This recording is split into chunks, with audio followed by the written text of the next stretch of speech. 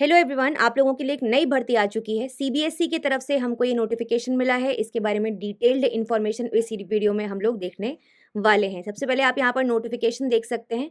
The CBSE is one of the premier national public examination board under the aegis of Ministry of Education. और यहाँ पर जो post हैं वो है सुपरिंटेंडेंट पे लेवल 6 और जूनियर असिस्टेंट पे लेवल 2। टोटल वैकेंसीज का नंबर आपके सामने यहाँ पर मेंशन्ड है। 142 और 70 वैकेंसीज यहाँ पर प्रेजेंट है।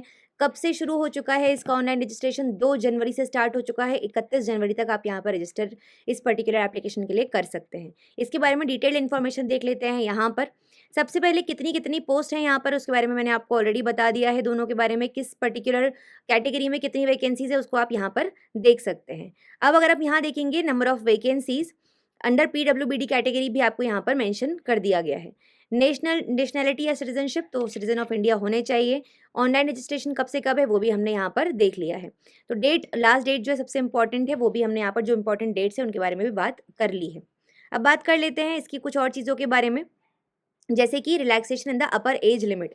तो अगर हम SC ST कैटेगरी को बिलोंग करते हैं तो 5 साल, OBC NCL 3 साल, PWBD 10 साल, वुमेन के केस में 15 साल की यहाँ पर आपको PWBD इंक्लूडिंग वुमेन आपको यहाँ पर दिखा है 15 साल की वैकेंसी। PWBD अनरिजर्व के केस में 10 साल की 10 साल का आपको रिलैक्सेशन है। मतलब बेसिकली यहाँ पर अगर विमेन कैंडिडेट हैं आप, तो यहाँ पर आपको अनरिजर्व के केस में, PWBD के केस में इंक्लूडिंग वुमेन 10 साल का रिलैक्सेशन है। और बाकी सब सिनेरियोज में कितना कितना रिलैक्सेशन है आपको दिखा दिया गया है। सिर्फ अगर आप वुमेन कैंडिडेट है तो आपको 10 साल का रिलैक्सेशन है, डिपार्टमेंटल कैंडिडेट्स 9 बार। तो यहाँ पर मैक्सिमम एज लिमिट भी आपको यहाँ पर बता दिया, और मैक्सिमम एज जो है वो आपका 31 तारीख के हिसाब से कैलकुलेट की जाएगी बच्चों। नंबर ऑफ पोस्ट में आपका जो रिक्रूटमेंट रूल है, मतलब एलिजिबिलिटी क्राइटेरिया वगैरह क्या होगा वो बता दिया है यहाँ पर। जैसे कि अगर हम सुपरिंटेंडेंट की पोस्ट के लिए देखते हैं तो बैचलर डिग्री आपके पास होना चाहिए फ्रॉम अ रिकॉग्नाइज्ड यूनिवर्सिटी और इक्विवेलेंट। इसके अलावा वर्किंग नॉलेज होनी चाहिए आपके पास ऑफ कंप्यूटर एप्लीकेशन, जैसे कि Windows, MS Office, handling of large database, internet. Age 30 साल। मेथड ऑफ रिक्रूटमेंट कैसे होगा? टायर 1 में पहले MCQ based preliminary screening exam होगा आपका।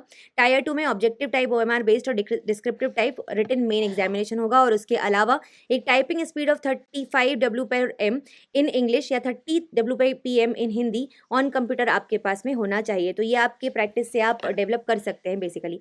जूनियर असिस्टेंट के लिए अगर हम एसेंशियल बात करेंगे तो 12th क्लास या इक्विवेलेंट क्वालिफिकेशन है फ्रॉम अ रिकॉग्नाइज्ड बोर्ड और यूनिवर्सिटी। सिमिलरली आपकी टाइपिंग स्पीड का भी यहाँ पर टेस्ट होगा।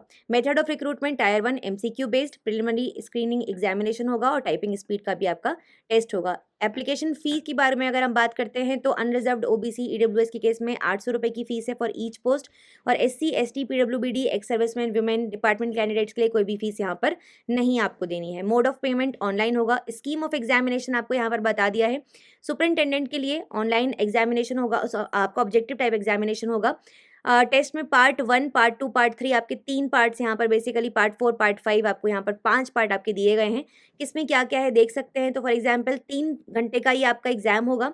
पार्ट 1 में करंट अफेयर्स जनरल अवेयरनेस होगा। 30 सवाल होंगे, 90 नंबर का ये 30 क्वेश्चंस होंगे।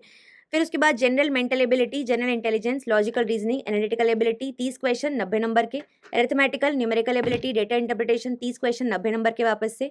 General Hindi and computer proficiency यहाँ पर 30 क्वेश्चन 90 नंबर और 30 क्वेश्चन 90 नंबर वापस से यहाँ होगा। जनरल हिंदी, जनरल इंग्लिश, ठीक है। फिर इसके अलावा टायर 2 में आपका होगा OMR बेस्ड ऑब्जेक्टिव टाइप और डिस्क्रिप्टिव एग्जामिनेशन, जहाँ पर क्या क्या चीज़ें होंगी? करंट अफेयर्स होंगे। इसके अलावा Indian history and culture, Indian economy, geography, science and tech, concepts, issues, dynamic of public administration management syllabus, constitution of India, polity, governance, English language and comprehension, ये सब चीज़ें आपकी पूछी जाएंगी। फिर जूनियर असिस्टेंट के लिए भी सिमिलरली आपको यहाँ पर जो टायर 1 है उसमें क्या क्या चीज़ें आएंगी? पार्ट यहाँ पर 5 पार्ट होंगे, उनमें क्या क्या चीज़ें होंगी? कितने सवाल? 100 सवाल होंगे। टोटल मार्क्स 300 होंगे। ड्यूरेशन ऑफ द टेस्ट 2 घंटे का ये होने वाला है। Choice of medium of question या एग्जाम पेपर, तो ये आपके दोनों ही लैंग्वेजेस में होंगे, Hindi as well as English में।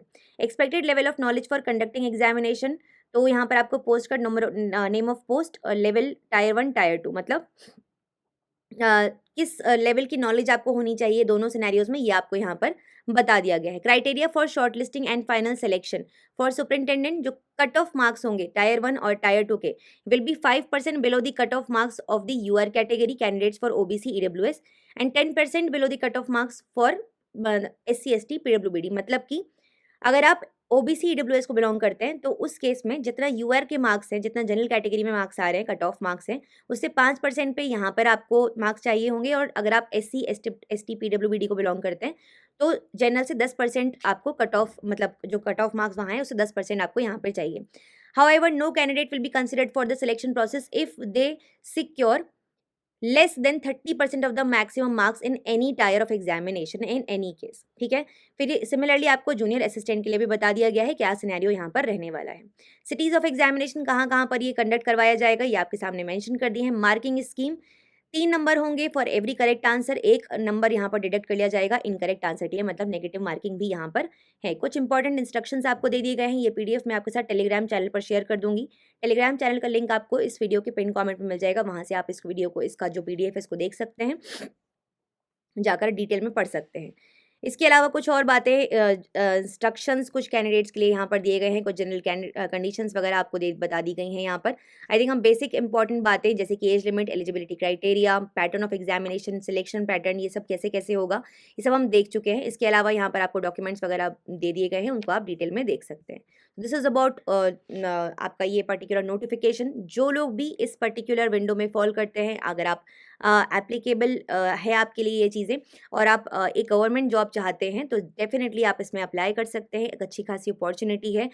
कोई भी ऐसे आपकी कंडीशन नहीं बोली है, बीएड चाहिए, सीटेट चाहिए, टेट चाहिए, ये सब कोई कंडीशंस नहीं है, तो डेफिनेटली आप इसमें अप्लाई कर सकते हैं, एक अच्छी खासी अपॉर्चुनिटी है। तो दिस इज़ इट। ऐसे ही वीडियोज़ के लिए मेक श्योर आपने इस चैनल को सब्सक्राइब कर रखा है और वीडियो को लाइक कर रखा है।